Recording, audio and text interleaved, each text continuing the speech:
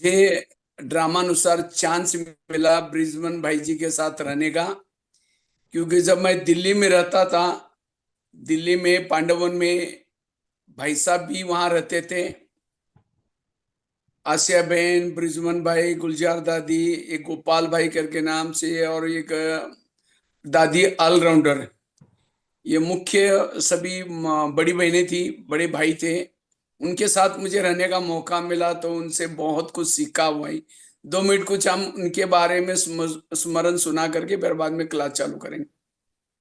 Brijmohan baiji Thursday வியாழக்கிழமை Thursday சரீரம் விட்டாங்க. பரிஸ்தாவா இருக்கிறாங்க, பரிஸ்தாவா இருப்பாங்க, அடுத்து ஜென்மா எடுத்துருவாங்க.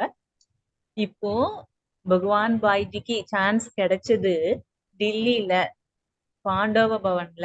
ஆசா தேவி, குல்சார் தாதி, பிரிஜ்மோகன் பாய்ஜி கூட பகவான் பாய்ஜி இருக்கக்கூடிய வாய்ப்பு கிடைத்தது.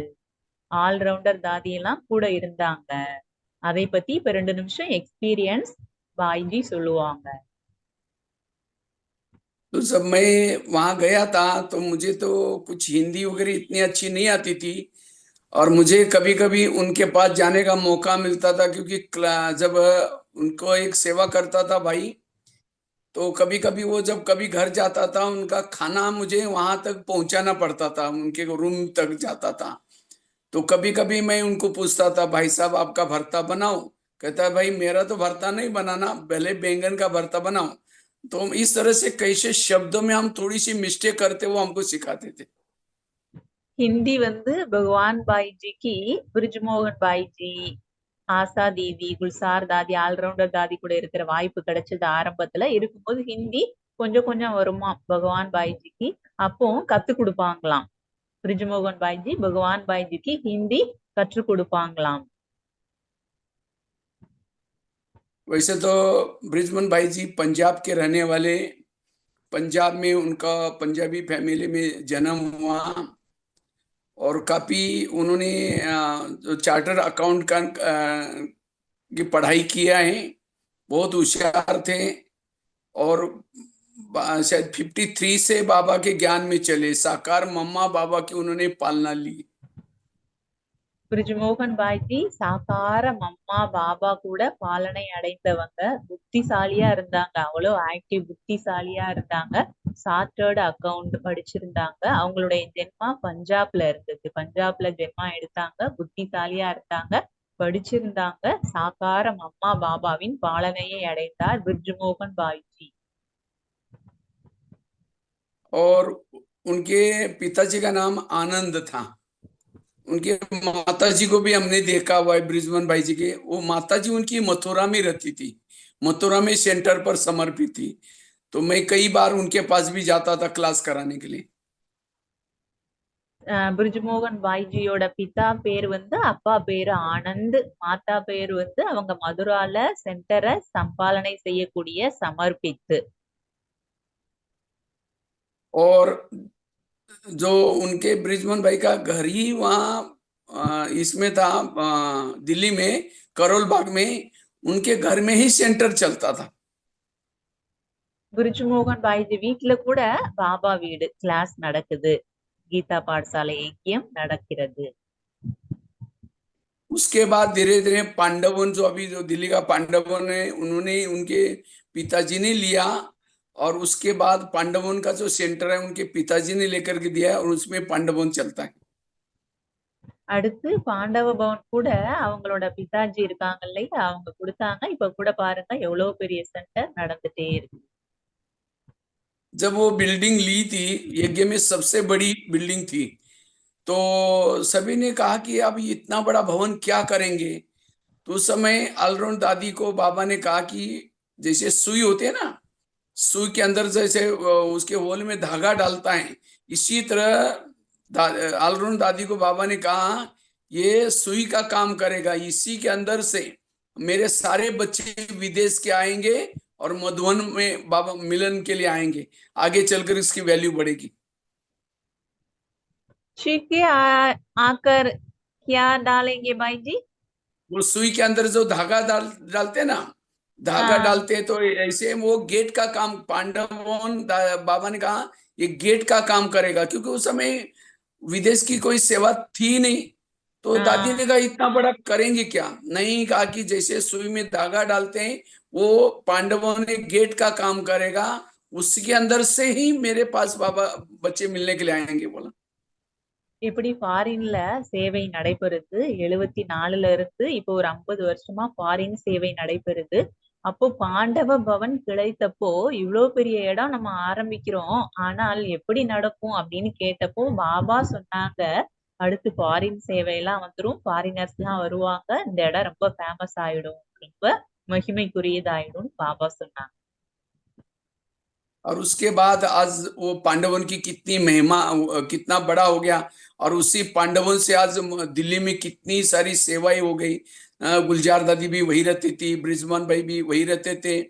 तो बाबा के पास ब्रिजमान भाई की बहुत बाबा के प्रति लगन थी, बहुत प्यार था। और कभी भी हमने वहां पांडवन में भी देखते थे, कभी भी ब्रिजमन भाई जी कभी भी अमृत वाला मिस नहीं करते थे।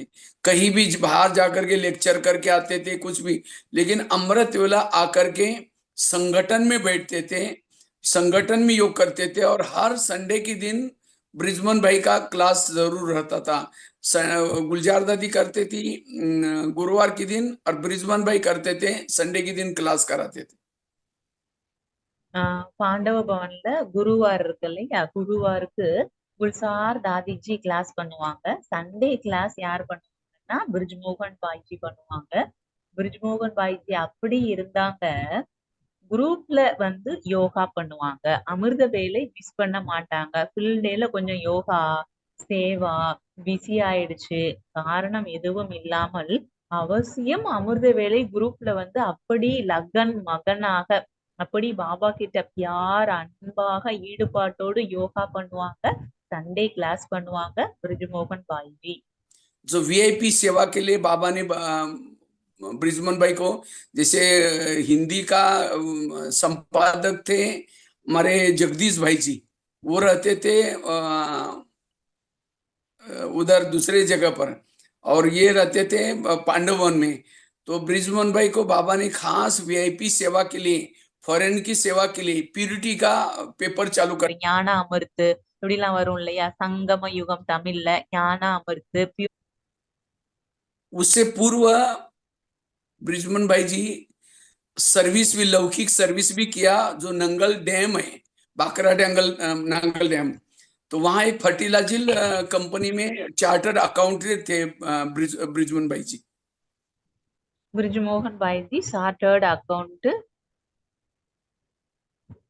फर्टिलाइजर एक कंपनी था, उसके अंदर सर्विस करते थे। ஓ, பத்தி கம்பெனி அங்க இருக்கு, அங்க வந்து नंगल नंगल डैम, नंगल जो डैम है ना, बाकरा नंगल डैम, वहां। அந்த நங்கல் டேம்ன்ற இடத்துல அந்த கம்பெனில ஒர்க் பண்றாங்க. சார்ட்டர்ட் அக்கவுண்டன்ட், பெரிய பொறுப்புலையும் இருந்திருக்காங்க. और उस समय हमारी मोहिनी दीदी जी वहां रहती थी। मोहिनी बहन जो दादी के साथ जो रहती थी, वहां उसी सेंटर पर रहती थी। முன்னி பேன் மோகினி பேன் இருக்காங்க இல்லையா, அதுல மோகினி தீதி मोहिनी வந்து बहन, அந்த சென்டர்ல मोहिनी இருக்காங்க. हाँ, तो वहां रहती थी। तो बताया कि बहुत छोटा सा सेंटर था। तो मोहिनी बहन खुद हमको एक बार अनुभव सुनाया था, बहुत छोटा सा सेंटर था। तो उसी में ये करके धीरे धीरे वहां से पंजाब की काफी सारी सेवाएं वहां से शुरुआत की थी। அப்போ மோகினி தீதி ஒரு முறை சொன்னாங்களாம், சின்ன இடமா இருக்கு அப்படி சொன்னாங்களாம். அடுத்து அங்க இருந்துகிட்டே பஞ்சாப்ல சேவை ஆரம்பிச்சு டெவலப் ஆயிட்டாங்க. और एक बार ब्रह्मा बाबा के पास ब्रिजमान भाई जी आए थे। उस समय बाबा करेले खा रहा था, करेले खा रहे थे, बाबा को शुक्र थी। तो बाबा तो बिल्कुल बिना हिचकिचाए थे, करेले, कच्चे करेले खाते थे। तो ब्रिजमान भाई ने पूछा कि भाई साहब, बाबा आप क्या क्या खा रहे हैं, मुझे भी चाहिए। तो बाबा ने कहा कि नहीं बच्चे, ये तो तुम नहीं खा सकेंगे। नहीं बाबा मुझे, उसको लगा कि ये कोई टोली होंगी, तो दे दिया। तो करेला वो बता रहे थे। तो लास्ट में उनको भी करेले की सब्जी बहुत अच्छी लगती थी, ब्रिजमोहन भाई जी को। இந்த கரேலா சப்ஜி, பாகற்காய் சப்ஜி இருக்கு இல்லையா, கரேலா சப்ஜி பாபா பாபா எனக்கும் பாபா அப்படின்னு சொல்லிட்டு பாபாட்ட இருந்து அந்த சப்ஜி வாங்கிக்குவாங்களாம்.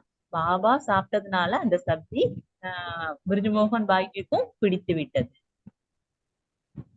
ब्रिजमान भाई को सरसों का साग, मक्के की रोटी, और जो करेला हम बनाते थे उसमें भर करके करेला बनाते थे, ऊपर का छिलका को छील करके उसमें मसाला डाल करके उसको बांध करके करेला बनाते थे। वो तो उनको इतना अच्छी लगती थी, 15 दिन तक वो फ्रीज में रख करके रोज एक करेला खाते थे। कहते थे बाबा, वो कहते ये खाने के बाद मुझे बाबा याद आ जाता है, कैसे बाबा खाते थे, बाबा को देख करके मैं करेला खाना सीख गया। அந்த பாகற்காய் பார்த்தாலே பகவான் பாய்ஜி பாபாவை நினைப்பாங்களாம். பிரிஜ்மோகன் பாய்ஜியும் பாபாவை நினைப்பாங்க இல்லையா? அந்த பாகற்காயில மசாலாலாம் வச்சு ரெடி பண்ணி ஃப்ரிட்ஜ்ல வச்சுக்கிட்டா அது அப்படி 15 நாளைக்கு நல்லா இருக்குமாம். அத அப்பப்ப எடுத்து சாப்பிட்டுக்குவாங்களாம் பாபா. और ब्रिजमन भाई को गीत गाने का भी बहुत शौक था। वो जब भी मैं कमरे में जाता था, कोई ना कोई गीत गुनगुनाते रहते थे और मस्त रहते थे, खुश रहते थे। कोई भी उनके पास जो कोई जाता था उनको बिल्कुल खुशी मिलाते थे, कोई ना कोई गीत सुना करके, कोई ना कोई बाबा की बात सुना करके एकदम खुशी मिलाते थे। பிரிஜ்மோகன் பாய்ஜிக்கு பாட்டு பாடுறது, சாங், கீத் கானா பாட்டு பாடுறது ரொம்ப பிடிக்கும். அப்படி பாட்டு பாடுறவங்களாவும் இருந்தாங்க, படிச்சிருக்காங்க, சார்ட்டர்ட் அக்கவுண்ட், யோகா, சேவா கிளாஸ் பண்றாங்க, சண்டே கிளாஸ். பாட்டு பாடுறதுலயும் பாய்ஜி நல்லா இருக்காங்க. अभी भी उनका एक वीडियो बहुत वायरल हो रहा है, जो समय बाबा लास्ट में जो बाबा की ये हो रही थी, मतलब बाबा जा रहे थे तो उन्होंने गीत गाया था, अब तक दिल नहीं भरा, आप अभी अभी आए अभी क्यों जा रहे करके एक गीत है, वो गा रहे थे अभी, उसका वो वीडियो बहुत वायरल हो रहा है। பிரிஜ்மோகன் பாய்ஜி பாடின இந்த பாட்டு இருக்கு இல்லையா? அதுல ஒண்ணு ரொம்ப ஃபேமஸ் ஆனது எதுன்னா, இப்பதான் வந்தீங்க ஏன் பாபா போறீங்க அப்படின்னு, அஹ் உங்களோட நீங்க போறது உள்ள விரும்பல பாபா, தில் நகி லக்தாதா அப்படின்னு ஒரு பாடல் இருக்கு, ஹிந்தி பாடல். அத நிர்வேர் பாயும் பாடுவாங்க, இவரும் பாடுவாரு. அது ஃபேமஸ் ஆன பாடல். दादी के समय जब भी कभी मुरली में गीत आता था तो दादी कहती थी, ब्रिजमन भाई को बुला करके स्टेज पर बुला करके कहते ये मुरली का गीत सुनाओ। तो उनको मुरली का हर गीत पक्का ही था बिल्कुल। ब्रिजमन भाई डायमंड हॉल में कई बार गीत भी गाए हैं। பிரிஜ்மோகன் பாய்ஜி டைமண்ட் ஹால்ல பாடல் பாடுவாங்க. பிரிஜ்மோகன் பாய்ஜி டைமண்ட் ஹால்ல பாடல் பாடுவாங்க. தாதிஜி பாட சொல்லுவாங்க, இந்த முரளி சாங் பாடு அப்படி சொல்லுவாங்க. உடனே இந்த கிசி நே அப்புனா பனா கே முஜுகோ முஸ்குரானா சிக்கா தியா அந்த மாதிரி பாடல்லாம் இருக்கு இல்லையா? அதெல்லாம் பாடுவாங்க. तो इस तरह से वैसे ब्रिजमन भाई जी हमारे 3 भाइयों में से मुख्य भाई भी थे। जगदीश भाई जाने के बाद हमारे रमेश भाई जी, निर्भय भाई जी और ब्रिजमन भाई जी, और साथ में तो जो ट्रस्ट है अपना ब्रह्मा कुमारी का ट्रस्ट, तो उनके ही वो मुख्य भी थे। ट्रस्ट का सारा पैसा उनके पास जाता था। பிரம்மா குமாரிஸ் ட்ரஸ்ட் இருக்கு, பிரம்மா குமாரிஸ் ட்ரஸ்ட் இருக்கு. அதுல என்னெல்லாம் இருக்கு அதெல்லாம் பொறுப்பா இருந்து பாத்துக்கிட்டது நம்மளுடைய பிரிஜ்மோகன் பாய்ஜி. பிரிஜ்மோகன் பாய்ஜி வந்து நிர்வேர் பாய், பிரிஜ்மோகன் பாய், ரமேஷ் பாய், மஞ்சுபர் ஆகி அப்படின்னு பாபா மிலனுக்கு 3 பேரையும் பாபாவுக்கு பூ கொடுக்கறதுக்கு ஸ்டேஜ் கூப்பிடுவாங்க. அப்படி பிரிஜ்மோகன் பாய்ஜி ரொம்ப முக்கியமான நபர். அதுக்கு முன்னாடி ஜெகதீஷ் பாய்ஜி, அப்புறம் நிர்வேர் பாய்ஜி, பிரிஜ்மோகன் பாய்ஜி, ரமேஷ் பாய்ஜி. பிரம்மா குமாரி ட்ரஸ்ட்ல பொறுப்பானவங்க. जब मैं उनके पास जाता था मेरे को पोता बोलते थे, कहते तुम मेरा पोता हो। पोता मतलब उन्होंने ये प्यूरिटी के ऑफिस में ही एक पत्राचार पाठ्यक्रम करके एक 7 किताबें बनाई थी, हिंदी में बनाई थी। आत्मा क्या है, परमात्मा क्या है, एक पतली पतली। उन्होंने जैसे कहाँ सेंटर नहीं है, वहाँ कोई, पहले तो बहुत से सेंटर कम थे, तो वहाँ कोई व्यक्ति करस्पॉन्डेंस से भी पत्राचार पाठ्यक्रम के द्वारा भी कोर्स करके ज्ञान में आ सकता है, ऐसा उसका ये था। तो मैं हिंदी में बनाया था दिल्ली में, और उसी का अनुवाद करके नागपुर वालों ने मराठी लिटरेचर बनाया था, और उसी से मैं ज्ञान भी आया था, मराठी लिटरेचर से। तो कहते थे तुम हमारा पोता हो, क्योंकि हमने हिंदी में बनाया पत्राचार पाठ्यक्रम, और उसी का ट्रांसलेशन करके तुम सीख करके तुम बीके बने हो। तो मेरे को कहते थे तुम हमारा पोता हो, इसीलिए बहुत स्नेह प्यार करते थे। பாய்ஜி வந்து பகவான் பாய்ஜி மராட்டியில தெரிஞ்சவங்க, ஆனால் பிரிஜ்மோகன் பாய்ஜி ஹிந்தியில தெரிஞ்சவங்க. இப்ப ஹிந்திக்காரங்களுக்கு கோர்ஸ் கொடுக்கணும்னா அப்படி புக் ரெடி பண்ணிட்டாங்களாம்.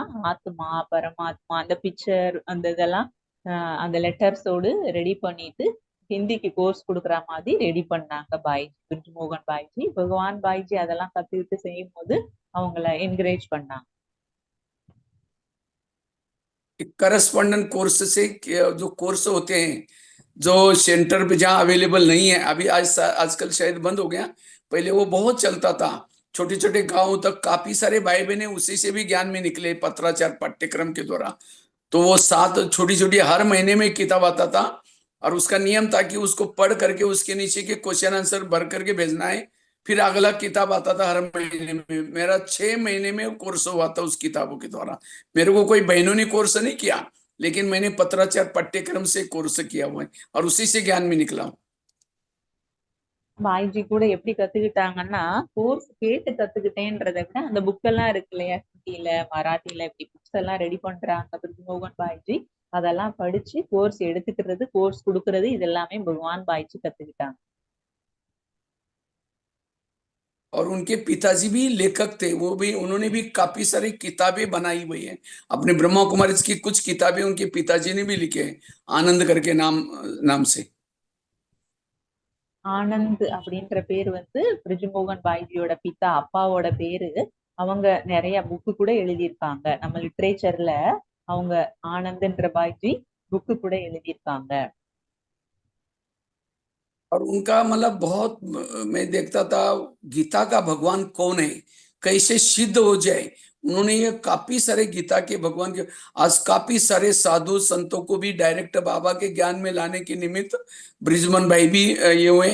वो डायरेक्ट कैसे उनको बाबा ने जो बातें बताई उनको बड़ों को कैसे उन्होंने वीआईपी की सेवा भी, प्राइम मिनिस्टर को मिलना है, वहां के नेताओं को मिलना है, तो ब्रिजमन भाई का डिपार्टमेंट रहता था, वो नेताओं की वगैरह सेवा बहुत किया उन्होंने। பிரிஜ்மோகன் பாய்ஜி பாருங்க நிறைய சேவை பண்ணியிருக்காங்க. அந்த புக் எழுதுறது, கோர்ஸ் புக் ரெடி பண்றது, அந்த ட்ரஸ்ட் இருந்து அந்த பாத்துக்கிறது, நிறைய விஷயங்கள்ல பிரிஜ்மோகன் பாய்ஜி அவ்வளவு சேவா பண்றாங்க.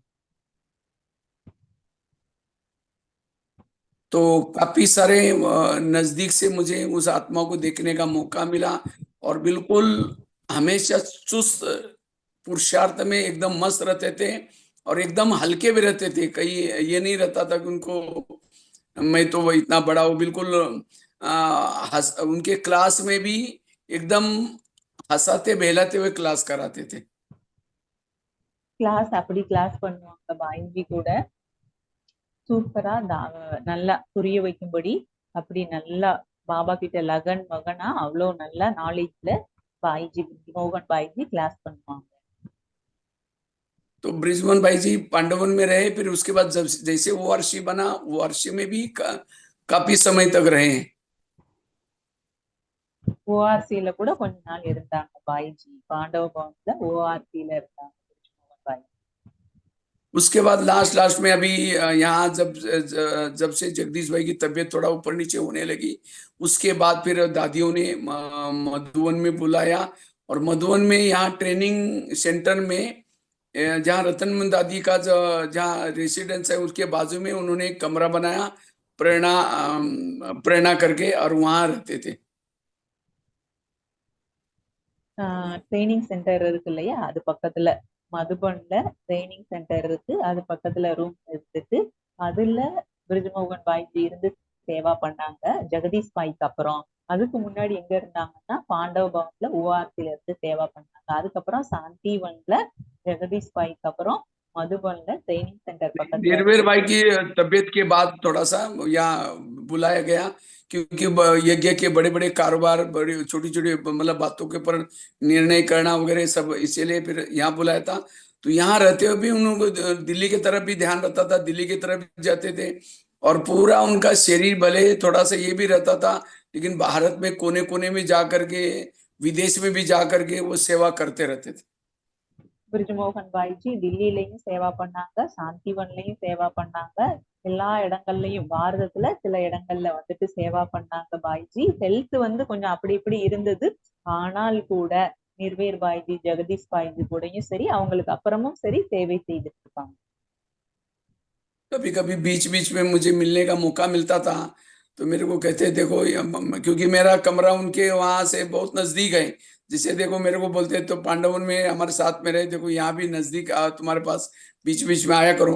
उसके बाद उनकी थोड़े से तबीयत और खास मधुबन में जो रमेश भाई जी जो अव्यक्त तो मुरली रिपीटेशन करते थे, रमेश भाई के शरीर छोड़ने के बाद उनकी सेवा थी मुरली को रिपीटेशन करने का। जो बाबा की मुरली चलती थी उसके ऊपर विस्तार से वो रिपीटेशन कराते थे। ரமேஷ் பாய்ஜி இருந்தாங்க. ஃபர்ஸ்ட் நாள் வந்து பாபா மிலன் இருக்கும். ஃபர்ஸ்ட் நாள் வந்து பாபா மிலன் இருக்கும். மறுநாள் வந்து அவ்வியக்த முரளியை ரிவைஸ் பண்ணுவாங்க ரமேஷ் பாய்ஜி. ரமேஷ் பாய்ஜிக்கு அப்புறம் பிரிஜ்மோகன் பாய்ஜி செஞ்சாங்க. அப்புறம் பாய்ஜி கூட மீட் பண்றதுக்கான சான்ஸ் பகவான் பாய்க்கு அடிக்கடி கிடைச்சது. பிரிஜ்மோகன் பாய்ஜியை மீட் பண்றதுக்கான வாய்ப்பு பகவான் பாய்ஜிக்கு அடுத்தடுத்து கிடைச்சது. அவ்வியக்த முரளியை ரிவைஸ் பண்றதுலயும் பிரிஜ்மோகன் பாய்ஜி இருந்தாங்க. और उन्होंने काफी सारे ड्रामास भी लिखे हैं, काफी सारे फिल्म भी बनवाई बनवाई। मतलब ब्रिजमन भाई के पास काफी सारी कला ही रहती थी। பிரிஜ்மோகன் பாய்க்கு நிறைய கலைகள் இருந்தது. எப்படி சோலா கலை சம்பூர்ணன்னு சொல்றோம் இல்லையா, கலைகள் நிறைய இருந்தது பாய்க்கு.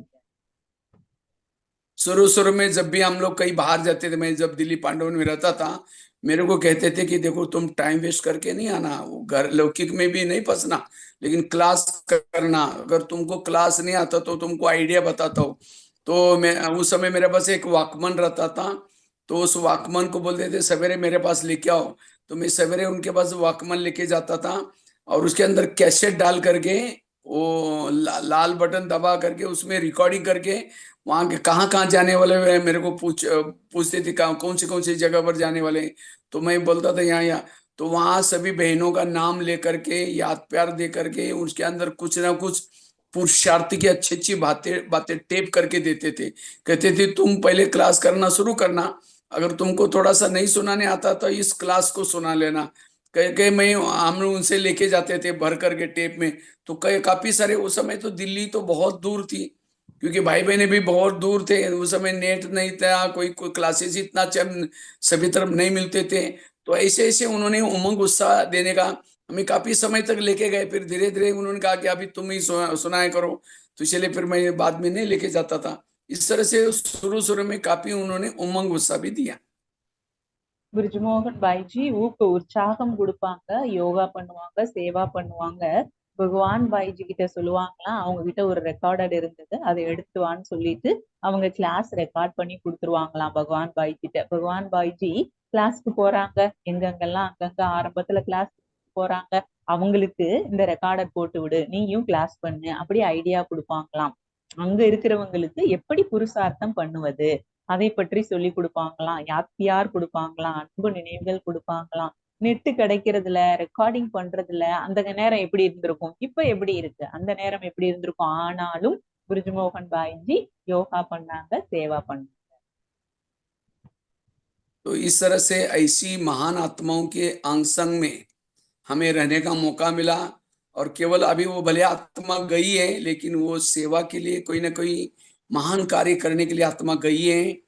तो फिर 5,000 साल के बाद उस आत्माओं को ऐसे शरीर में फिर से हम मिलेंगे।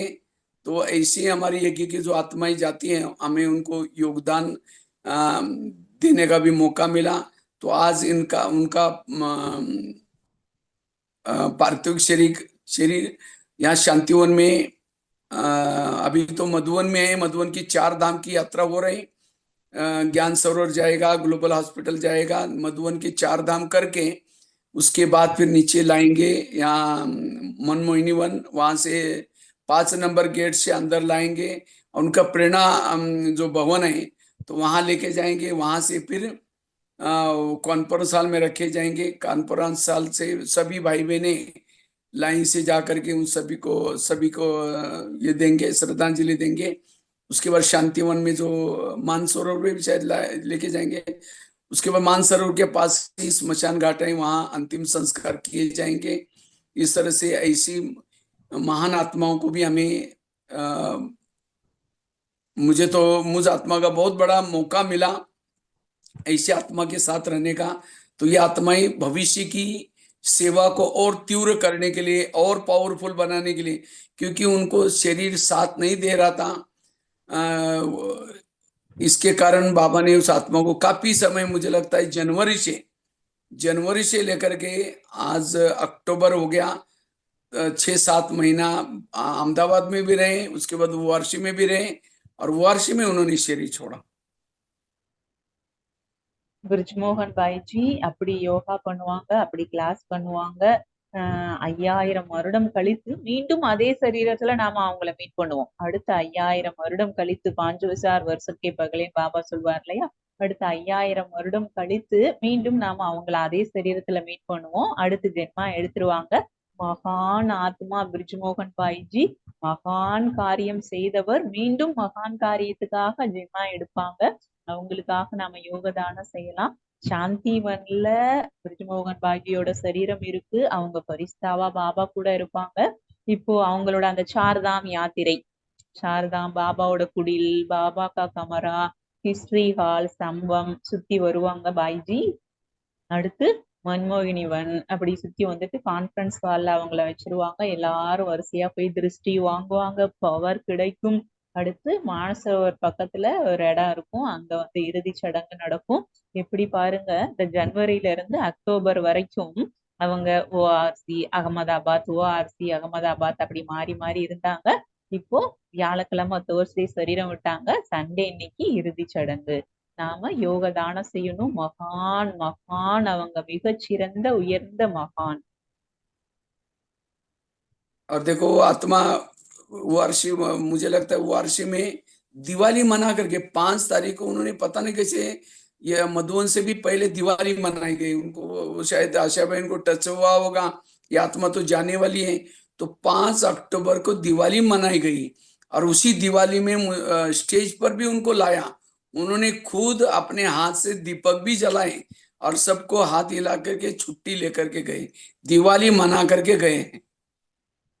தீபாவளி 5 तारीख अक्टूबर अभी दिवाली मनाई। தீபாவளி அக்டோபர் 20, ஆனால் October 5 5 Tariq October 5 Deepavali celebrate பண்ணிட்டாங்க. பிரிஜ்மோகன் பாய்ஜி ஸ்டேஜுக்கு வந்தாங்க, தீபம் ஏற்றினாங்க, தீபாவளி செலிப்ரேட் பண்ணாங்க.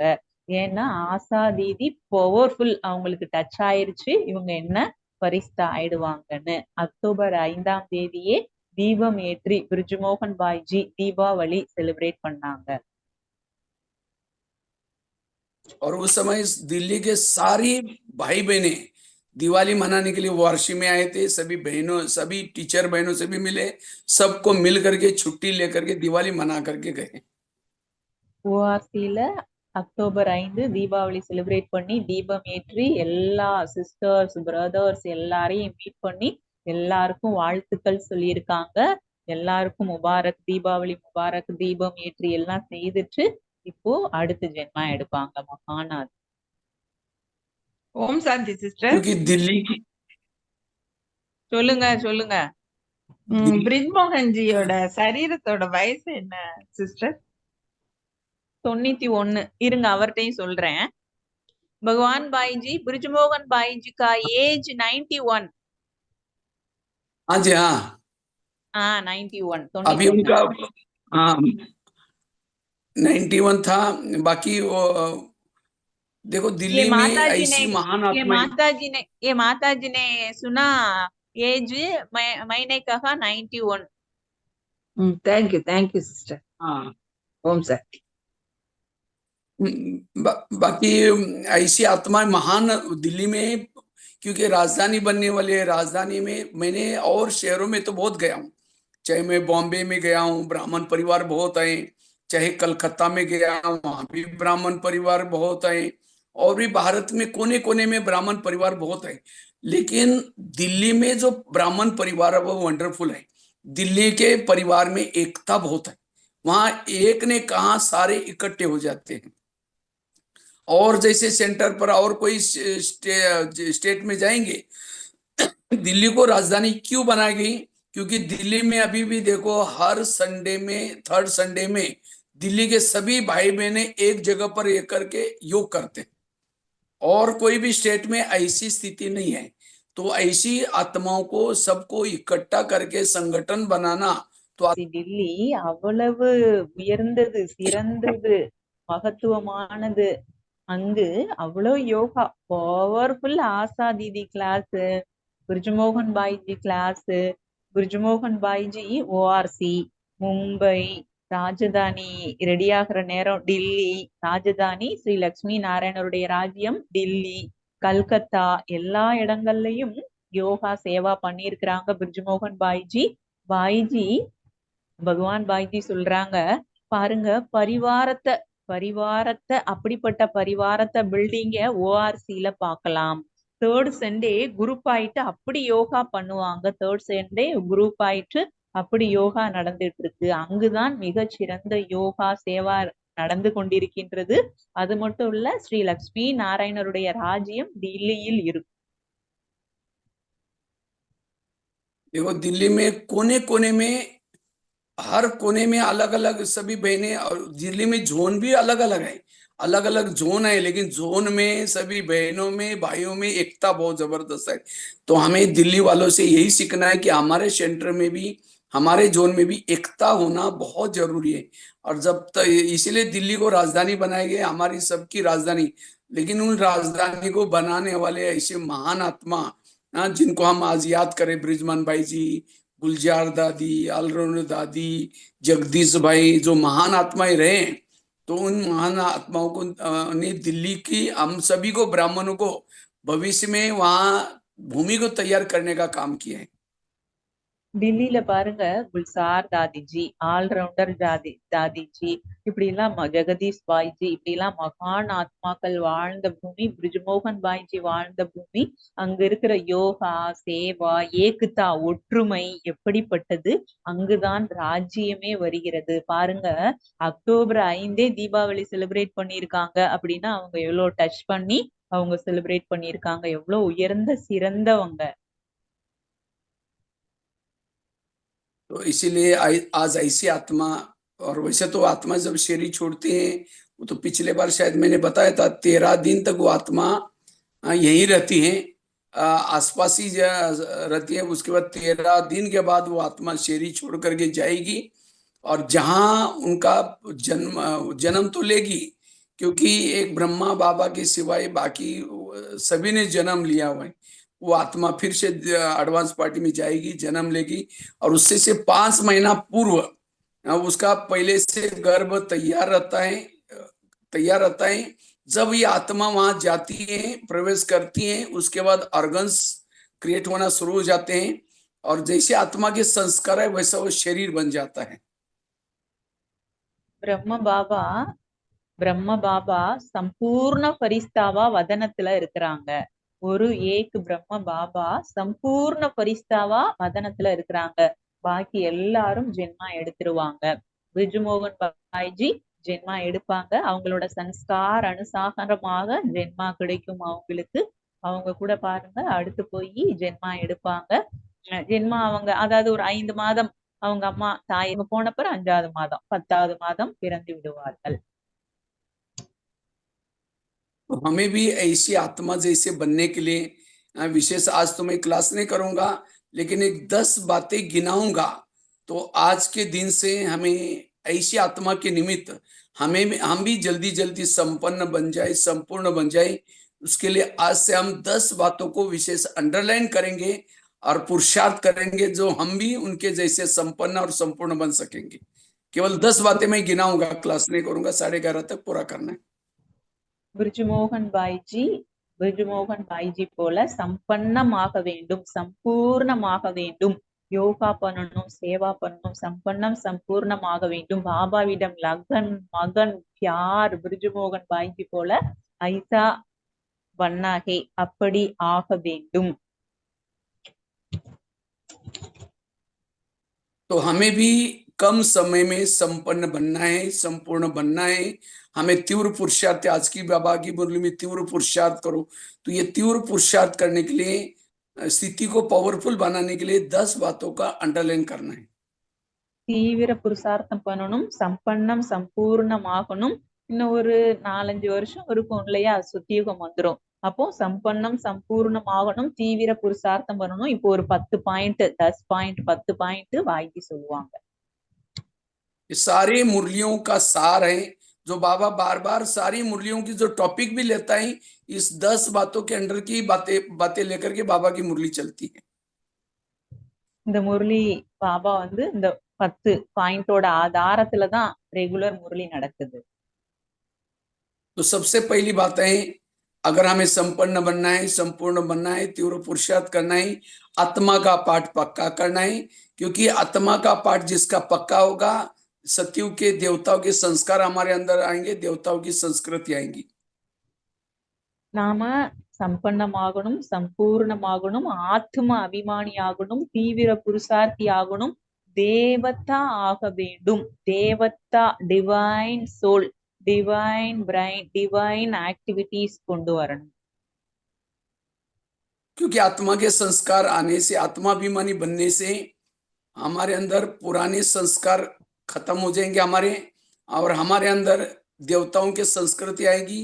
बाबा के समान, जैसे शिव बाबा के जो गुण है, वो गुण हमारे जीवन में भी आना शुरू हो जाएगी जब हम आत्माभिमानी बनेंगे तब। நாம சிவ பாபா போல இருக்கணும். சிவ பாபாவுடைய குணம் சிவ பாபாவுடைய குணம் வேணும்னா ஆத்ம அபிமானியானால் சிவ பாபாவுடைய குணம் வந்துவிடும். इसलिए रोज की मुरली में बाबा इसके ऊपर अंडरलाइन कराता है, आत्माभिमानी बनो। பாபா சொல்றாங்க ஆத்ம அபிமானி ஆகு. ஆத்ம अगर मुझे बाबा के समान बनना है, संपूर्ण बनना है, तो विशेष यथार्थ योग जितना याद की यात्रा करेंगे, बाबा की शक्ति हमारे अंदर आएंगे, हम संपन्न और संपूर्ण बनेंगे, हमें सुख, सच्चा सुख मिलेगा, हम कहीं भी आकर्षित नहीं होंगे। इसलिए योग के ऊपर अटेंशन, यथार्थ योग। ஃபர்ஸ்ட் ஆத்ம அபிமானி, நெக்ஸ்ட் யோகா. யோகால அட்டென்ஷன், கவனம் இருக்கணும். யோகால கவனம் இருக்கணும். சம்பன்னம், சம்பூர்ணமாக வேண்டும். तीसरी बात है, हमें किसी के दोष नहीं देखना, किसी के अवगुण नहीं देखना, किसी का परचिंतन नहीं करना, पर दर्शन पर चिंतन से मुक्त रहना, क्योंकि हर एक को अपना अपना पार्ट मिला है, हर एक का ड्रामा अपना अपना ही।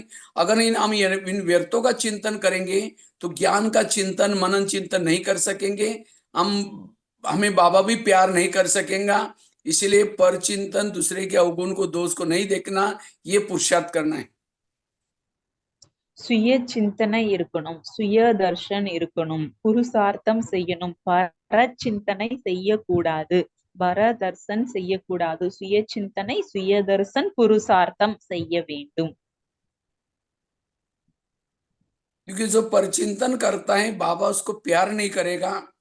सोचिंतन जब हम करते हैं तो हम अंदर से बहुत अच्छे अच्छे ज्ञान को निकाल सकते हैं, अर्थात सरस्वती हमारे दिमाग में बैठेगी, और बहुत मनन चिंतन जब करेगा तो हमारी खुशी भी बढ़ेगी।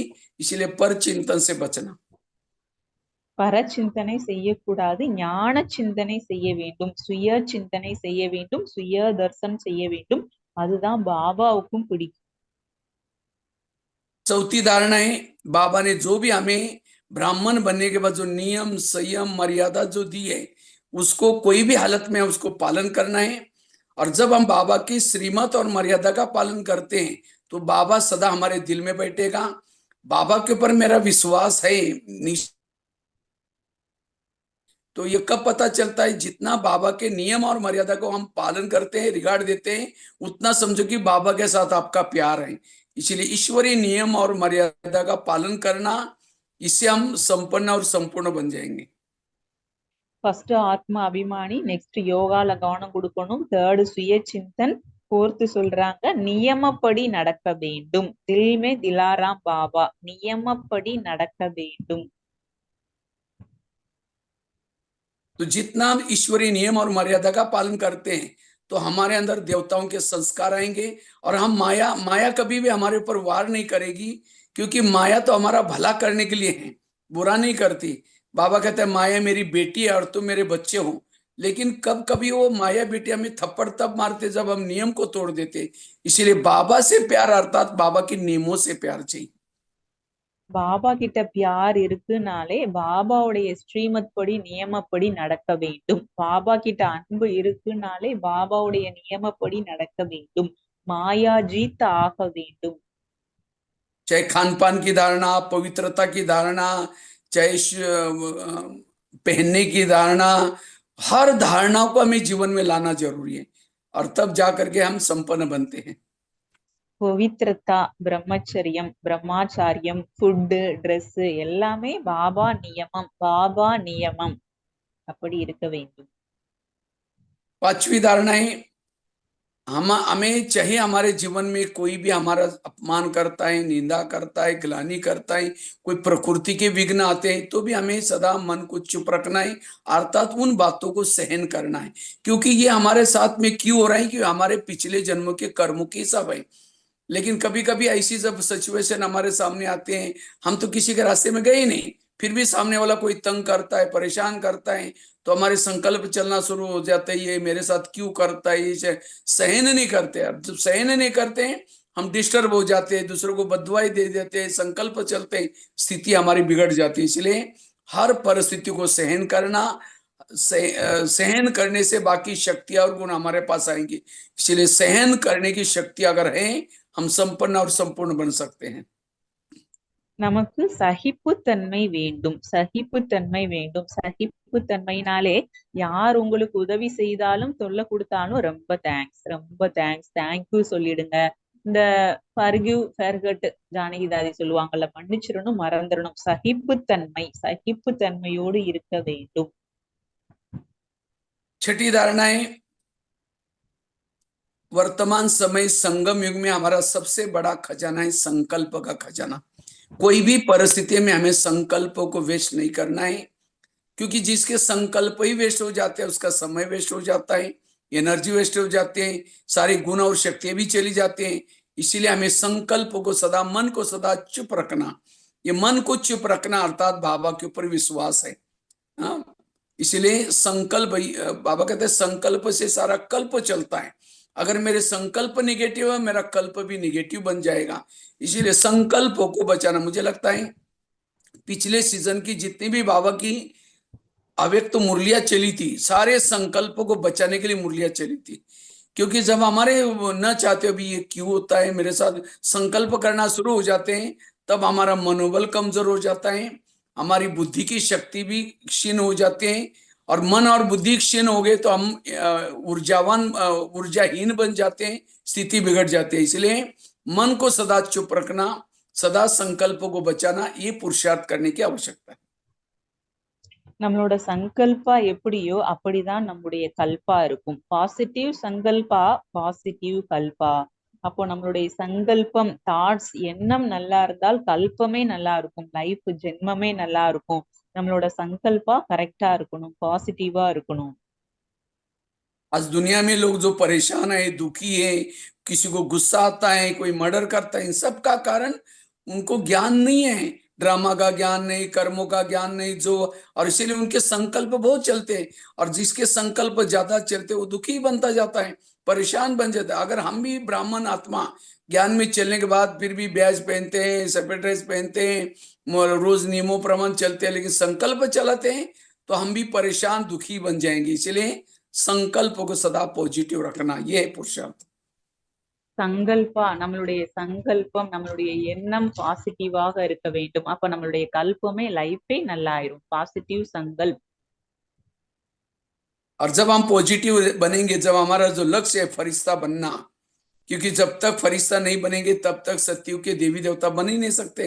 इसीलिए फरिश्ता बनने वाला लक्ष्य हमारा पूरा होगा जब हम सदा संकल्प से हल्का रहेंगे, सदा खुश रहेंगे।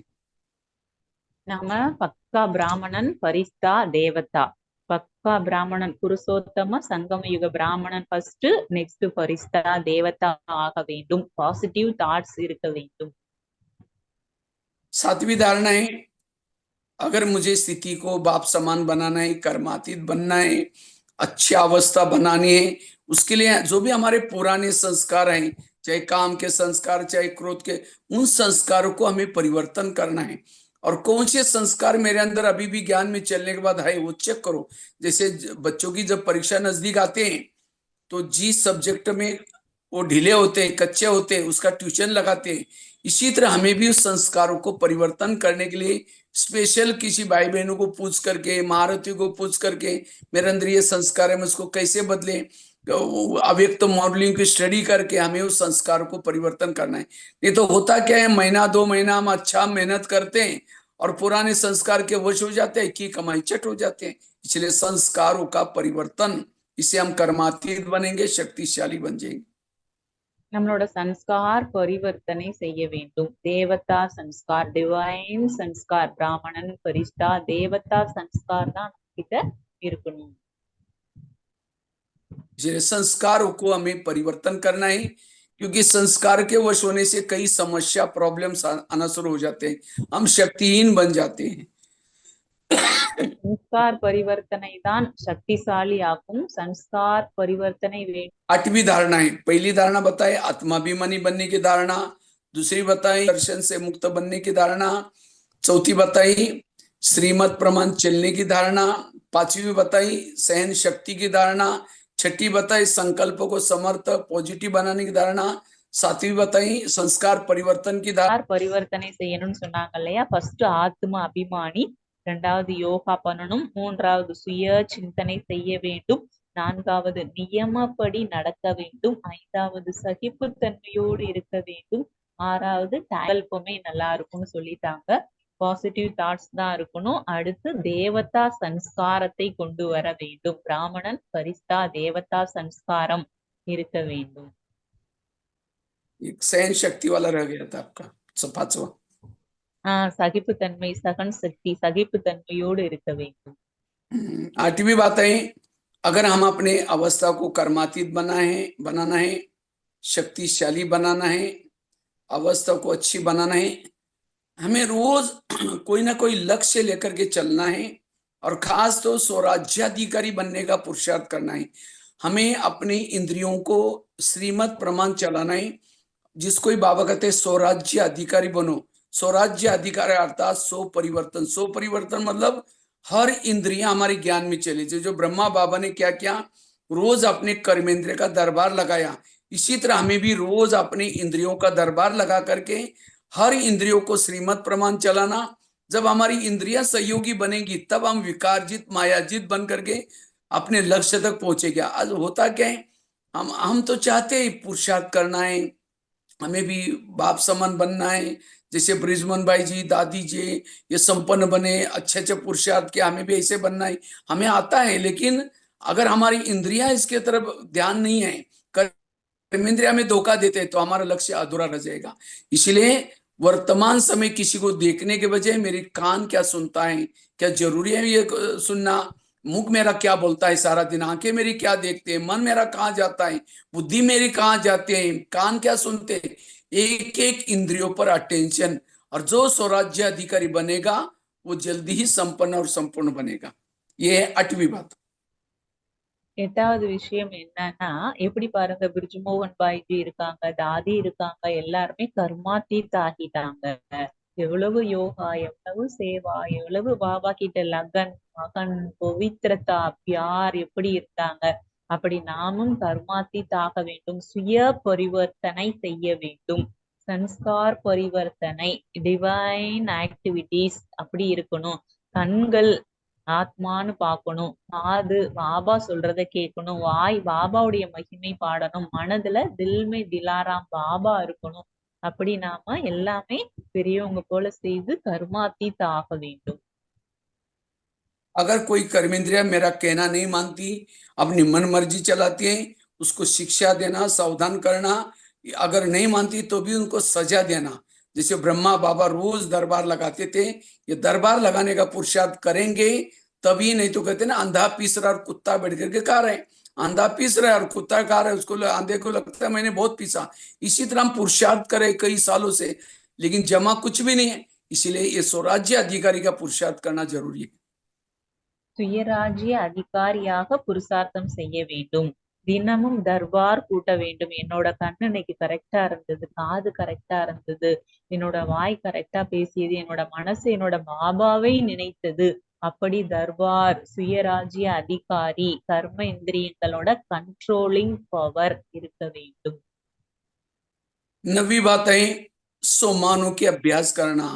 जितना हम सोमानों के अभ्यास करते हैं, सोमान में रहते हैं, उतना हमारे अंदर के जो आत्मा की जो जन्म जन्मांतर की प्यास है, मुझे कोई मान दे, मुझे कोई पूछे, मुझे ये करे, ये सारा खत्म हो जाता है और आत्मा तृप्त बन जाते हैं। इसीलिए सोमान में रहना ये बहुत जरूरी है। बाबा ने बहुत सारे सोमान दिए, मैं शिव शक्ति हूँ, मैं पवित्रता की देवी हूँ, मैं कलब कलब की विजय आत्मा हूँ। इसी तरह हमें सोमानों के अभ्यास करना, क्योंकि जैसा हम अंदर से अभ्यास करते हैं वैसा हमारा शरीर नजर आता है, वैसे हमारा रूप नजर आता है। इसलिए सोमानों में रहना ये अभ्यास है, जरूरी। சோமான் மிக மிக அவசியமானது. நான் ஆத்மா, பவித்ர ஆத்மா, தேவ ஆத்மா, விக்ன விநாசக ஆத்மா, இப்படி எல்லாம் நாம சொமான் சொமான் பிராக்டிஸ் பண்ண பண்ண நம்ம ஆத்மா அபிமானி ஆக முடியும். और जैसे विकार हमारे अंदर, जैसी कमजोरी, जैसी बीमारी है, वैसे दवाई खाते हैं। इसी तरह मेरे अंदर क्या प्रॉब्लम है, मेरे अंदर काम विकार है, मेरे अंदर क्रोध है, तो जैसी मेरी बीमारी है वैसे मुझे सोमानों के अभ्यास करना है। और जितना सोमान में रहेंगे उतना हमारे अंदर बदलाव आएगा, परिवर्तन आएगा। எவ்வளவு நம்ம சொமான்ல இருக்கிறோமோ அவ்வளவு மாற்றம் ஏற்படும். எவ்வளவு சொமான்ல இருக்கிறோமோ அவ்வளவு நமக்குள்ள மாற்றம் ஏற்படும். அப்படி இப்போ பவித்ர ஆத்மா அந்த சொமான்ல இருக்கிறோம், அப்போ பவித்திரத்தா வந்துடுது. விக்ன விநாசக ஆத்மா அப்போ நிர்விக்ன ஆத்மா ஆயிடுறோம். தேவ ஆத்மா அப்போ டிவைன் ஆக்டிவிட்டிஸ் வருது. இப்படி நமக்கு என்ன தேவையோ அந்த சொமானில் இருக்க வேண்டும். जब आत्मा सोमान में रहती है, जैसे कोई दादा है, पोता उसके गोदी में बैठ करके उसकी मूंछ खींचता है, कान पकड़ता है, आंखों को खींचता है, तो भी उसको गुस्सा नहीं आता, क्योंकि लगता है ये मेरा पोता है। उसको पक्का है कि मेरा पोता है। इसी तरह जब हम सोमान में रहेंगे, कोई मेरा अपमान करे, कोई मेरा निंदा करे, कोई मेरी ग्लानि करे, तो हमें लगे कि मैं तो इसके पूर्वज हूँ, कोई बात नहीं, अपने हैं, लोग हैं, तो उसकी फीलिंग नहीं आएगी। इसीलिए सोमान में रहना ये बहुत। और जब ऐसा कोई हम व्यक्ति ऊंचा है, तब जाकर के उसके अंदर भी बदलाव आता है। நாம அப்படி சொமான்ல இருக்கணும். அப்ப நமக்கு தானா மரியாதை கிடைக்கும். சொமான்ல இருக்கும்போது நமக்கு தானா ரெஸ்பெக்ட் கிடைக்கும். இவங்க பெரிய ஆத்மா, இவங்க மகான் ஆத்மா, இவங்க பூர்வஜ ஆத்மா, இவங்க பிராமண ஆத்மா, தேவதான்ற ரெஸ்பெக்ட் கிடைக்கும். और सोमान में रहने से हमें ऑटोमेटिकली लोगों की, भक्तों की पुकार सुनाई पड़ेगी, दुख सुनाई पड़ेगा, और हम उसके ऊपर रहम करेंगे, दया करेंगे, क्षमा करेंगे। हमारे अंदर ऑटोमेटिकली बाप समान के संस्कार आएंगे। நாம சொமான்ல இருக்கும்போது நமக்கு அந்த பக்தர்களுக்கு மீது கருணை ஏற்பட்டு மன்னிப்பு வந்து அவங்களுக்கு சக்தி கொடுக்கக்கூடிய அந்த ஆக்டிவிட்டிஸ் வந்துடும், அந்த சன்ஸ்கார் வந்து. 10वां पुरुषार्थ है मनसा सेवा। हमें मनसा सेवा, आजकल बाबा कितनी सारी मनसा सेवा करने के लिए, आज के मुरली में भी बाबा ने कहा कि मनसा सेवा करो। ये मनसा सेवा, क्योंकि अभी हम महारथी किसको समझते हैं, जो अच्छा क्लास कराते हैं, अच्छा कोई उसी एरिया में सेवा करते हैं। ये तो हमारा एक हद की सेवा है। हमें तो विश्व की राजाई लेनी है, विश्व के ही ये बनना है, तो विश्व की राजाई लेनी है, विश्व की बादशाही लेनी है, तो हमें मनसा सेवा करना जरूरी है। मनसा सेवा अर्थात हमें अपने, जिसको आज बाबा ने कहा कि वृत्ति से वाइब्रेशन फैलाओ, अपनी वृत्ति को पॉजिटिव बनाओ, वाइब्रेशन फैलाओ। और जितना वाइब्रेशन फैलाएंगे उन आत्माओं तो उनकी समस्या दूर हो जाएगी, उनकी प्रॉब्लम दूर हो जाएंगे, और वो आपको पूर्वज रिगार्ड रिस्पेक्ट देंगे, पूर्वज समझेंगे। इसलिए मनसा सेवा करना भी बड़ा जरूरी। மனசா சேவை மிக மிக முக்கியமானது. மனசா சேவை மிக முக்கியமானது. மனசா சேவை செய்ய வேண்டும். அது பக்தர்களுக்காக நாம செய்யலாம், மற்றவர்களுக்காக, அனைவருக்காக நாம மனதா சேவை செய்ய வேண்டும். பாபா நமக்கு அந்த ஹோம்ஒர்க் கூட கொடுத்திருக்காங்க. इसलिए हमें रोज मनसा सेवा, लेकिन मनसा सेवा वही कर सकता है जिनकी स्थिति शक्तिशाली है, जिनकी स्थिति पॉजिटिव है। जितना पॉजिटिव स्थिति है उतना वो मनसा सेवा कर सकता है। யாரால மனசா சேவை செய்ய முடியும்னா, யாரோட ஸ்திதி நல்லா இருக்கு, பாசிட்டிவா இருக்கு, அவர்கள்தான் மனதால் சேவை செய்ய முடியும். 11वीं बात है, अगर हमें स्थिति को पावरफुल बनाना है, शक्तिशाली बनाना है, हमें सदा अभिमान से, अहंकार से, ईगो से सदा दूर रहना है, सदा निर्माण होकर के रहना है, नम्रचित होकर के रहना है, निरहंकारी होकर के रहना है। நாம பணிவாக இருக்க வேண்டும், பணிவாக இருக்க வேண்டும். நாம அப்படி பணிவா இருக்கணும். மனசா சேவா பண்றது, மன்னிக்கிறது, பிறருக்கு நல்ல பாசிட்டிவ் எண்ணங்கள் கொடுக்கறது, அப்படி எல்லாமே கிட்ட அந்த குணங்கள். कभी कभी हमारे अंदर जो विशेषता है, हमारे अंदर जो कलाएं हैं, हमारे से बाबा जो सेवा कर रहा है उसका कभी कभी हमें अभिमान आता है। वास्तव में अभिमान आने की जरूरत नहीं है, क्योंकि कराने वाला बाबा है, हम एक निमित्त है, बाबा कराता है। नहीं तो क्या होता है, कभी कभी जब हम कार्य करते हैं, हमारी वाह हो जाते हैं तो हम फूल जाते हैं, और फिर बाद में हमारे अंदर जब ईगो आता है, बाबा हमारे से दूर हो जाता है, हम अकेले हो जाते हैं, असफल हो जाते हैं। इसीलिए हर कार्य करते समय बाबा ने, मुझे लगता है हमारे बड़ों ने, जिन्होंने भी जो भी शिक्षा दी, सारी दादियों ने यही शिक्षा दी। मम्मा ने कहा करण करावना करा रहे, हुक्म हुक्म चला रहे। दीदी हमेशा करती थी, कहती थी मर मर मर, झुक झुक झुक, सिख सिख सिख। ब्रह्मा बाबा ने भी कहा कि निराकारी बनो, निर्विकारी बनो, निरहंकारी बनो। दादी ने भी कहा कि सदा निर्मल वाणी, निर्मल बोल। सभी ने इस अभिमान से मुक्त बनने की शिक्षा दी। तो ये अभिमान कभी जब हमारे जीवन में आता है, अभिमान आने से सबकी दोष दिखते, कमजोरी दिखते, हमारी स्थिति खुद की बिगड़ जाती है। फिर செய்பவர் செய்விப்பவர் பாபா கரானே வாலே 11वां पॉइंट है। 11வது பாயிண்ட், 11வது பாயிண்ட், செய்பவர் செய்விப்பவர் பாபா கரானே வாலே சலானே வாலே பாபா, லைஃப் லாங் பெர்மனன்ட் குக்கம் குக்கம் சலனே வாலே, ஒவ்வொரு ஸ்டெப்லயும் நமக்கு கதம் கதம் பாபா, செய்பவர் செய்விப்பவர் பாபா। பிரகாஷ் மணி தாதிஜி நிமித் நிர்மான் நிர்மல் சொன்னாங்க, பிரம்ம பாபா நிராகாரி நிர்விகாரி நிரகங்காரி சொன்னாங்க, அம்மா கூட செய்பவர் செய்விப்பவர் பாபான்னு சொன்னாங்க। அப்படி நாம பணிவாக பாபாவை நினைக்க வேண்டும்। इसलिए हमें सदा निरहंकारी रहना है। निरहंकारी वाला ही, निर्माण वाला ही भ्रुकुटी आसन पर बिना संकल्प चलाते हुए बिल्कुल भ्रुकुटी में स्थित रहता है, आत्मिक स्थिति में स्थित रहता है, उसकी अवस्था अच्छी बनती है। நாம அப்படி நிமித் நிர்மான் நிர்மல், நம்மளுடைய செய்பவர் செய்விப்பவர் பாபா அப்படி பணிவு வந்துட்டா நம்மளோட மனநிலை செயல் எல்லாமே நல்லா இருக்கும்।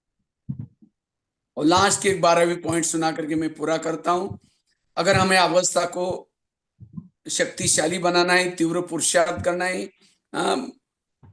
उसके लिए सदा दुआएं देना और दुआएं लेना। हमें सबको दुआएं देनी है, सबसे दुआएं लेनी है, क्योंकि सत्युग में जाने के लिए दुआएं लेना जरूरी। சத்தியுகம் செல்லணும்னா ஆசீர்வாதம் கொடுங்க, ஆசீர்வாதம் விடுங்க। சக்திசாலியா இருக்கணும், ஆசீர்வாதம் கொடுக்கணும், ஆசீர்வாதம் இருக்கணும்। क्योंकि दुआएं परमधाम जाने का विमान है। अब जिसके पास विमान ही नहीं तो ऊपर कैसा जाएगा।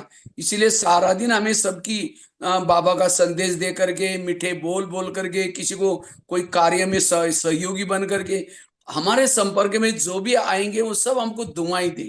वो हमारे से कोई तंग हो जाएगा तो हम कभी भी पुरुषार्थ नहीं कर सकेंगे, क्योंकि इस तंग होने से दूसरे के निगेटिव संकल्प चलते हैं, निगेटिव संकल्प हमको नीचे खींचते हैं। इसलिए हमें दुआएं देना और दुआएं लेना भी जरूरी है। நாம ஆசீர்வாதம் கொடுக்கணும், ஆசீர்வாதம் இருக்கணும், பாசிட்டிவ் சங்கல்பா இருக்கணும், கமாண்ட்ல இருக்கணும், பாசிட்டிவ் சங்கல்பா இருக்கணும், ஆசீர்வாதம் கொடுக்கணும், ஆசீர்வாதம்। इसलिए ये 12 बातें अगर करना, यही आज के दिन हमारे ब्रिजमन भाई के प्रति सच्चा सुमन अर्पण करना, सच्ची श्रद्धांजलि देना। तो आप जहां भी हैं, आप वहां संकल्प लेंगे। अभी जब लास्ट में योग करेंगे, भ्राता जी आपने शरीर छोड़ा है, हम भी आपके पीछे पीछे आएंगे, और आज से आपके स्मृति के दिन इसी श्रद्धा, यहाँ से जहां भी बैठे क्लब हाउस वाले, राजोगा क्लब हाउस वाले, आज हम आपको श्रद्धांजलि देते हैं। और ये आज से ये 12 बातें हम अपने जीवन में करेंगे और आपके पीछे पीछे आएंगे और संपन्न और संपूर्ण बनेंगे। यही हमारी सच्ची श्रद्धांजलि, यही ये। நாம பிரிஜ்மோகன் பாய் கிட்ட, பாபா கிட்ட, பிரிஜ்மோகன் பாய் கிட்ட ஒரு உறுதி எடுத்துக்கணும், இந்த 12 பாயிண்டையும் நான் தாரணை செய்ய வேண்டும்। பிரிஜ்மோகன் பாய்ஜி போல நாம உங்க கூடயே நாங்களும் வந்துருவோம், பரந்தாமத்துக்கு போலாம், வதனத்துக்கு போலாம், அடுத்து ஜென்மா எடுக்கலாம், அடுத்து மகான் காரியம் யோகா சேவா மகான் காரியத்துல நாம பிரிஜ்மோகன் பாய்ஜி போல, பாபா போல நாம் உதவியாக இருக்க வேண்டும்। நாம இந்த 12 பாயிண்டையும் தாரணை செய்து சம்பன்னம் சம்பூர்ணம் ஆக வேண்டும். நாம இந்த ராஜயோகா கிளப் ஹவுஸ்ல இருக்கீங்க, நீங்க எங்க இருந்தாலும் சரி, உங்களால உறுதிமொழி எடுக்க முடியும், பாபாவை நினைக்க முடியும், வாய்ஸியை நினைக்க முடியும். क्योंकि ऐसी घटना हमको भी याद दिलाते, हमारी भी रिटर्न टिकट है हमारे पास, लेकिन वो टिकट की डेट फिक्स नहीं। बाबा तो कहता था अचानक, इसीलिए अचानक कभी भी आपको भी बुलावा आ जाएगा, आप एवरेडी बनो। एवरेडी बनने के लिए ये 12 बातों को जीवन में लाएंगे, आचरण में लाएंगे, तो आप कभी भी तैयार रहेंगे। नहीं तो कभी भी कहेंगे नहीं बाबा कुछ दिन दो, अभी भी मेरे संकल्प निगेटिव चलते, अभी भी मैं स्वराज्य अधिकारी का पुरुषार्थ किया नहीं, अभी भी मैं आत्माभिमानी नहीं, अभी भी मेरा योग नहीं लगता। अगर ये 12 बातें आपके लाइफ में होगी तो आपको कभी भी जब बाबा बुलाएगा आप एवरेडी बन जाएंगे। एवरेडी बनने के लिए 12 बातें अंडरलाइन करना। எவரடி ஆகுவதற்காக இந்த 12 பாயிண்டை அண்டர்லைன் பண்ணுங்க. எவரடி ஆகுவதற்காக இந்த 12 பாயிண்டை அண்டர்லைன் பண்ணணும், ஃபாலோ பண்ணணும், தாரணை பண்ண வேண்டும். நாம பாபா சொல்லியிருக்காங்க அச்சானக் எவரடி அப்படி சொல்லியிருக்காங்க. அப்போ நம்மளோட அந்த ரிட்டர்ன் டிக்கெட் கூட இருக்கு இல்லையா, அப்ப நாம கூட எவரடியா ரெடியா இருக்கிறோம்னா நாம ரைட். मुझे लगता है ये सारे मुरलियों का सार निचोड़ मैंने आप लोगों को सुना है, इससे हमारे अंदर पद ऊंचा मिलेगा, ऊंची अवस्था बनेंगे। दोबारा लास्ट में हम रिपीट करेंगे एक बार इन 12 बातों को। நாம இந்த பாயிண்ட் எல்லாம் இருக்கு இல்லையா, இதை ரிப்பீட் பண்ணணும், தாரணை செய்யணும். அந்த முரளியினுடைய சாரம் கூட இதுதான். पहली बात बताए आत्माभिमानी बनना। ஃபர்ஸ்ட் சொன்னாங்க ஆத்ம அபிமானி ஆகுங்கள். ரெண்டாவது யோகா, யோகால கவனம் கொடுங்கன்னு तीसरा சொன்னாங்க. बताया परचिंतन से बचना, परदर्शन से बचना। சுய சிந்தனை இருக்கணும், பர சிந்தனை இருக்கக்கூடாது. चौथा बताया श्रीमत का पालन करना। பாபாவுடைய நியமப்படி நடக்க வேண்டும், ஸ்ரீமத் படி நடக்க வேண்டும். पांचवी बताई सहन शक्ति को अपनाना। சகிப்பு தன்மையோடு இருக்க வேண்டும். छठा बताया संकल्प को सदा पॉजिटिव सकारात्मक रखना। பாசிட்டிவ் சங்கல்பா தான் கல்பத்தையே உருவாக்கும், பாசிட்டிவ் தாட்ஸ். सातवां बताए संस्कारों का परिवर्तन करना। டிவைன் சன்ஸ்கார், நம்மளோட சன்ஸ்கார் பரிவர்த்தனை இருக்க வேண்டும். आठवां बताए स्वराज्य अधिकारी बनना। சுயராஜ்ய அதிகாரி, தர்பார் கூட்டுங்கன்னு சொன்னாங்க. नवा बताया सोमानों के अभ्यास। சொமான் பிராக்டிஸ் பண்ணுங்க, ரெஸ்பெக்ட் கிடைக்கும். சொமான் பிராக்டிஸ் பண்ணுங்க. 10वां बताया मनसा सेवा। மன்சா சேவை செய்ய வேண்டும், மன்சா சேவை செய்ய வேண்டும். उसके बाद बताया सोमानों के अभ्यास। சொமானோட அபியாஸ் பயிற்சி பண்ண வேண்டும் சொன்னாங்க. 11वां और 12वां बताया दुआएं देना और दुआएं लेना। அடுத்து சொல்றாங்க நாம ஆசீர்வாதம் கொடுக்கக்கூடியவராக, ஆசீர்வாதம் எடுக்கக்கூடியவராக இருக்க வேண்டும். अगर ये 12 बातों को करेंगे आप भी एवरेडी बनेंगे, क्योंकि आप सबकी टिकट जो कि परम धाम से जब आत्माएं आती हैं तो टिकट रिटर्न काट करके ले जाती है। मैं भी कहीं भी जब जाता हूँ ना बाहर टूर पर, मैं आज तक बिना रिटर्न टिकट के कभी जाता ही नहीं टूर करने के लिए। इसी तरह हम भी टूर पर आए हैं यहाँ साकार दुनिया में, सबके पास टिकट है, लेकिन हम कभी कभी टिकट को भूल जाते हैं और इसी खेल में मस्त हो जाते हैं। जिसके लिए आए थे वो काम करना भूल जाते हैं। इसीलिए आज से हमें इन बातों को करना है, ये काम करने के लिए हम आए थे। अगर ये करेंगे तो आपको अचानक भी बुलाएगा बाबा, तब भी आप कभी नहीं सोचेंगे मैंने ये बाकी है, ये बाकी है, ये काम पूरा हो जाएगा। ठीक है, ओम शांति। लास्ट में हम फिर से एक बार हमारे भाई साहब को सकाश देंगे और ये 12 बातें करेंगे, वो श्रद्धांजलि भी देंगे। ओम।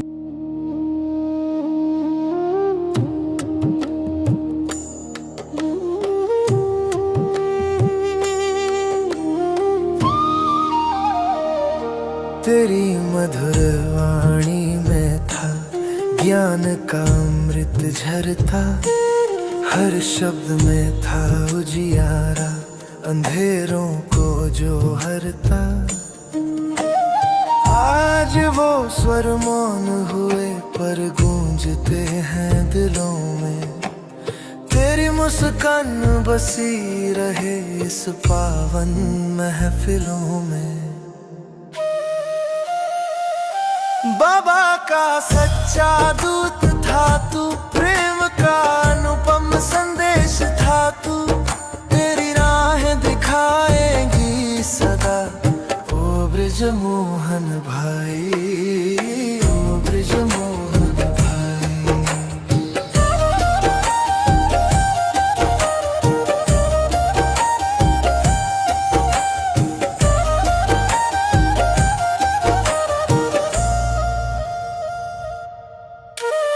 तेरी नजरों में था करुणा का सागर, तेरे कर्मों में झलके दिव्यता का आगर। आज आंसू में भी है तेरी मधुर यादों की रेखा, तेरी सीख बने रहे हमारी जीवन की लेखा। बाबा का सच्चा दूत था तू, प्रेम का अनुपम संदेश था तू, तेरी राहें दिखाएगी सदा ओ ब्रिजमोहन भाई, ओ ब्रिजमोहन भाई।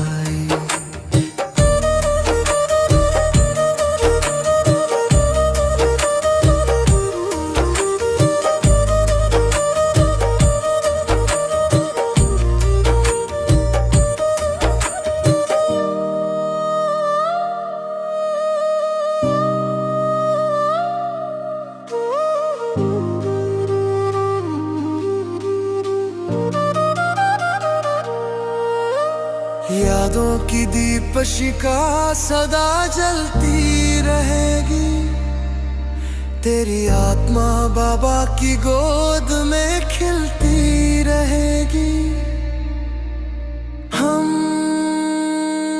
हम सबका नमन, श्रद्धा और प्यार, तेरा योगदान रहेगा अमर अपार अपार।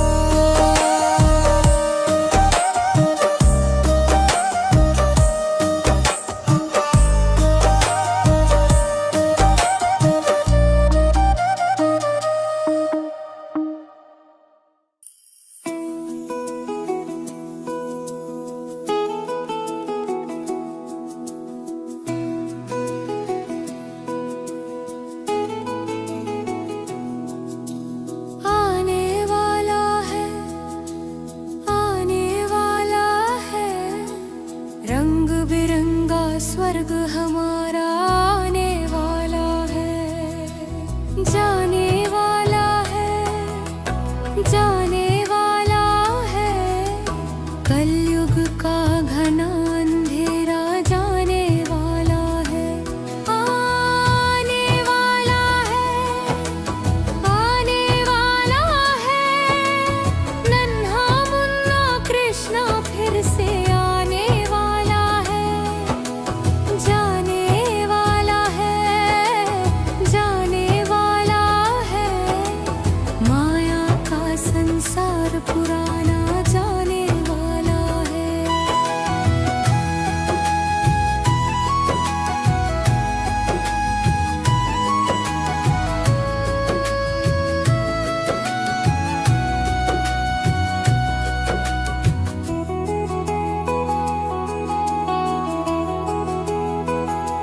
सतयुग का वो पहला प्रिंस सबसे सुंदर गोरा है, कंचन काया वाला कृष्ण मीठा और भोला है। ज्ञान का माखन खाकर उसने स्वर्ग का माखन खाया है, काले से वो गोरा बनकर स्वर्ग हाथ में लाया है। संगम युग का मुरलीधर सतयुग लाने वाला है, चलने की अब करो तैयारी, कृष्ण आने वाला है, आने वाला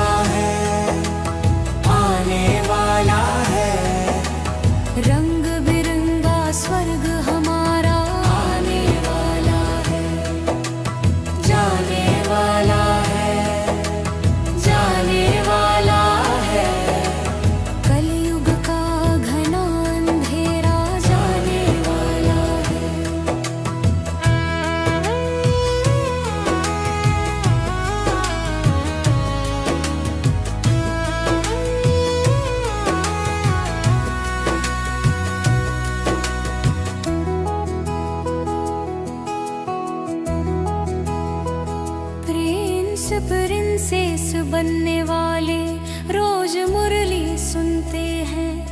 वो तकदीरवान है जो सागर मंथन करते हैं। ज्ञान रतन के सागर से वो हीरे मोती चुगते हैं। कृष्णपुरी में चलने की वो तैयारी करते हैं। परिस्तान ये भारत फिर से बनने वाला है। मेरे पन का त्याग कर दो, स्वर्ग आने वाला है। आने वाला है, आने वाला है, रंग बिरंगा स्वर्ग हमारा आने वाला